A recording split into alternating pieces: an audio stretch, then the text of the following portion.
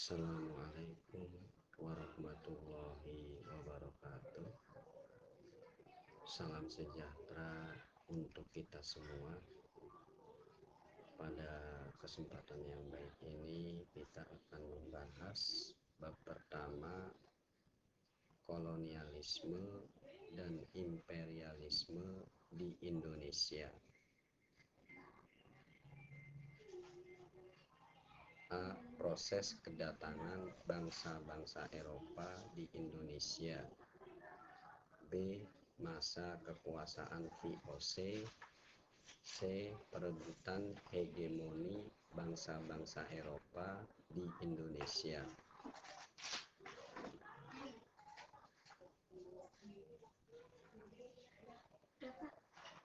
Proses kedatangan bangsa-bangsa Eropa di Indonesia. Motivasi kedatangan bangsa-bangsa Eropa di Indonesia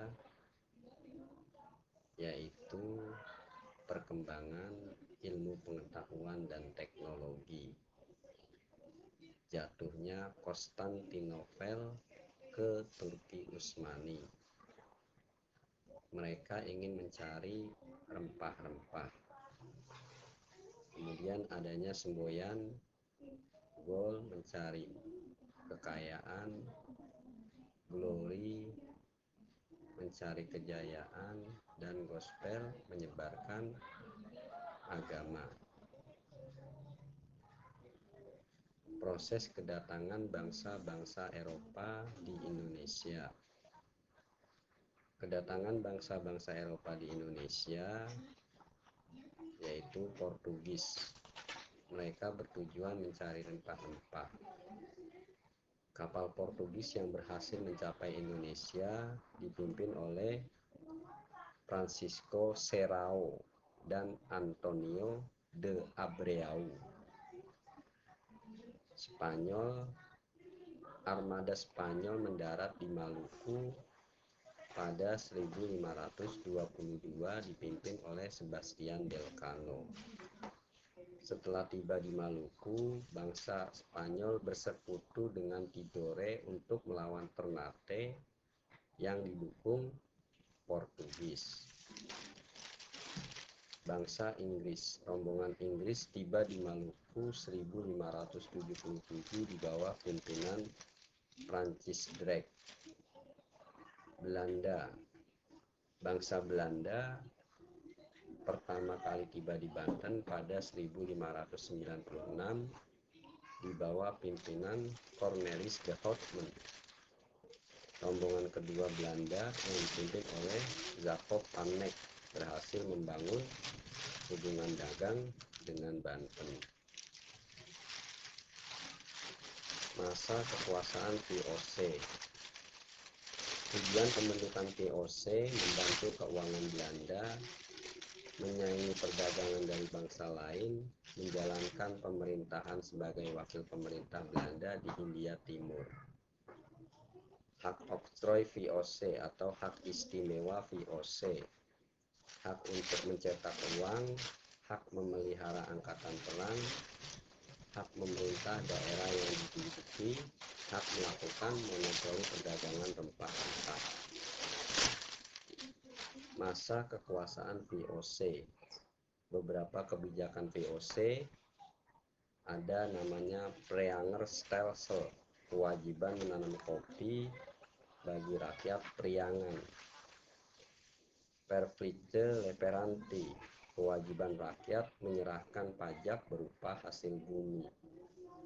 Kontingenten, kewajiban rakyat membayar pajak dalam bentuk hasil bumi. Ekstirpasi, menebang tanaman rempah-rempah yang diproduksi secara berlebihan. Hongitoten, pelayaran pantai untuk mengawasi pedagang Maluku agar tidak menjual rempah-rempah kepada pedagang lain. Kemunduran VOC, penyebabnya korupsi, feodalisme, ketidakcakapan pegawai, terlilit hutang yang begitu besar. Perebutan hegemoni bangsa-bangsa Eropa di Indonesia. Masa pemerintahan Herman William Dendel 1808 sampai 1811. Salah satu kebijakan fenomenal Dendel adalah membangun jalan raya pos atau The Groot Postweg yang menghubungkan Anyer hingga Panarukan. Selain membangun jalan raya, Dendel membangun pelabuhan militer di ujung Kulon, Merak, dan juga Surabaya untuk memperkuat pertahanan. Oleh karena kebijakannya menjual tanah kepada swasta, pemerintah Belanda memberhentikan Dendel dari jabatannya sebagai Gubernur Jenderal. Masa pemerintahan Jan Willem Jensen 1811. Tugas memperbaiki Pulau Jawa yang ditinggalkan Dendel, memperkuat pertahanan Jawa untuk membendung serangan Inggris. Faktanya, Jensen ini tidak memiliki kecakapan sesuai diharapkan. Saat mendapat serangan Inggris, Jensen memilih mengungsi ke Semarang. Sehingga Jensen menandatangani kapitulasi Tungtang yang ditandatangani tanggal 18 September 1811, sehingga Pulau Jawa diserahkan kepada Inggris. Semua tentara Belanda menjadi tawanan Inggris. Masa pendudukan Inggris 1811 sampai 1816. Saat menduduki Indonesia, Raffles berusaha menghapus feodalisme dengan mengangkat penguasa lokal sebagai pegawai pemerintah. Raffles juga memiliki kebijakan yaitu menerapkan sistem sewa tanah untuk menggantikan sistem penyerahan wajib. Warisan Raffles yang dapat ditemui pada masa kini adalah buku History of Java dan Kebun Raya Bogor yang dirintis oleh istri Raffles, Olivia Marianne. Masa penerapan sistem tanam paksa. Sistem tanam paksa dicetuskan oleh Johannes van den Bosch. Kebijakan tanam paksa mulai diberlakukan pada 1830 serta difokuskan pada peningkatan produksi tanaman yang laku di pasaran internasional seperti kopi, tembakau, tebu, teh, dan nila. Bagi Belanda, pelaksanaan tanam paksa mendatangkan keuntungan. Keuntungan diperoleh Belanda sekitar 960 juta gulden. Bagi bangsa Indonesia, tanam paksa menyengsarakan. Meskipun demikian, melalui tanam paksa, bangsa Indonesia mengenal jenis komoditas baru yang laku di pasar internasional. Masa penerapan politik pintu terbuka atau sistem ekonomi liberal. Politik pintu terbuka dilatar belakangi adanya penderitaan rakyat akibat sistem tanam paksa, ditandai dengan adanya Undang-Undang Agraria atau Agrarische Wet 1870.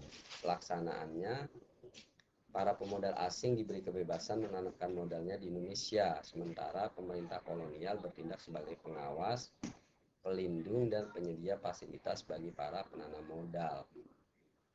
Dalam perkembangannya, sistem tanam paksa atau sistem ekonomi liberal tidak lebih baik dari sistem tanam paksa karena tidak dapat membawa kesejahteraan bagi rakyat Indonesia. Apa penyebab sistem ekonomi liberal gagal memberi kesejahteraan rakyat dan justru semakin menyengsarakan rakyat? Demikianlah tentang perkembangan kolonialisme dan imperialisme Barat yang ada di Indonesia. Selanjutnya nanti kita akan membahas bab 2 tentang strategi perlawanan bangsa Indonesia menghadapi penjajahan hingga abad ke-20. Terima kasih. Assalamualaikum warahmatullahi wabarakatuh.